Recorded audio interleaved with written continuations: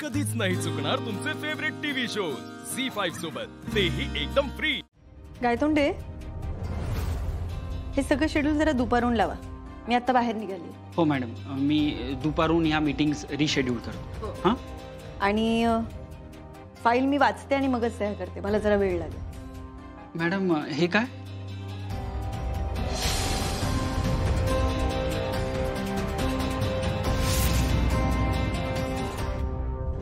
नाही, ते असंच। मॅडम तुम्ही DNA टेस्टसाठी असंच नाही सांगणार। गायतोंडे, अहो तुम्ही माझ्यावर विश्वास ठेवू शकता।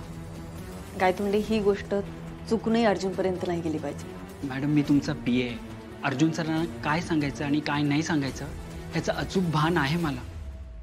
आणि खरं तर मलाही तुम्हाला काहीतरी सांगायचं आहे, पण तुम्ही काहीतरी सांगत होता, प्लीज कंटिन्यू।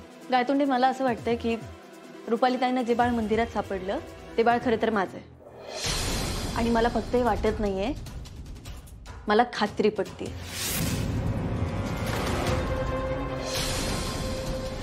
गायतोंडे, माझं बाळ रडतंय, आत आवाज येतोय ना? एक मिनिट मॅडम।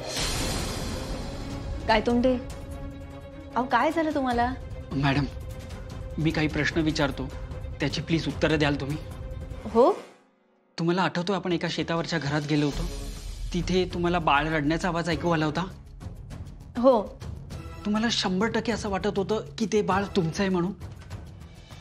हो गायतोंडे। नंतर काही अधिकारी आपल्या ऑफिसमध्ये आले होते, तुम्ही बाळाला शोधत फिरत होता, तेव्हा तुम्हाला 100% असं वाटत होतं की बाळ आसपास आहे? हो गायतोंडे। येस, म्हणजे दीपा आसपासच होती तेव्हा। एक मिनिट, दीपा फोन टिपा काय म्हणताय तुम्ही? मॅडम ऐका ना, ते आपण ज्या शेतावरच्या घरात गेलो होतो ना, तिथे जे नवरा बायको राहत होते त्यांचं नाव अण्णा आणि दीपा। तुम्हाला आठवतंय जेव्हा आपण गेलो होतो तेव्हा त्यांच्याकडे एकच बाळ होतं? हो बरोबर। मग काही दिवसांनी मला एक ईमेल आला होता आणि त्या ईमेलच्या माहितीप्रमाणे त्यांना जुळी बाळ होती, तर हे दुसरं बाळ आलं कुठून? मलाही शंका आली तेव्हा, म्हणून मी तडक त्यांच्या शेतावरच्या घरी गेलो, तर ते तिकडनं गायब होते आणि ते आजतागायत गायब आहेत। गायतोंडे, तुम्ही काय सांगताय? एवढंच नाही मॅडम, तर ते दोघं जुळ्या बाळांना घेऊन हॉस्पिटलमध्ये सुद्धा आले होते। बाळाचा आवाज, बाळ रडतंय बापू। आपल्या गप।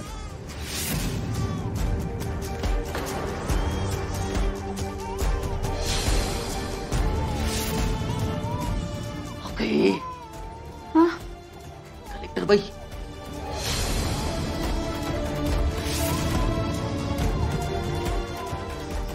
गायतोंडे, अहो मी आणि बापू इथं हॉस्पिटलमध्ये गेलो होतो बाळाची चौकशी करण्यासाठी, आणि त्याच दिवशी हॉस्पिटलमध्ये अर्जुनही आला होता, आणि त्याच दिवशी मला बाळाचा आवाजही आला होता त्याच हॉस्पिटलमध्ये। म्हणजे गायतोंडे, तुम्हाला कळतंय का, त्याच दिवशी त्या दोन बाळांना घेऊन ती दीपा आणि अण्णा ते दोघ जण त्याच हॉस्पिटलमध्ये आले होते। मॅडम हे सगळं बघता असं वाटतंय की जे बाळ रडण्याचा आवाज येतोय तुम्हाला ऐकू, तो खरा आहे आणि ते बाळ तुमचंच आहे। झी5 ॲप डाउनलोड करा आणि पहा सर्व एपिसोड्स एकदम फ्री।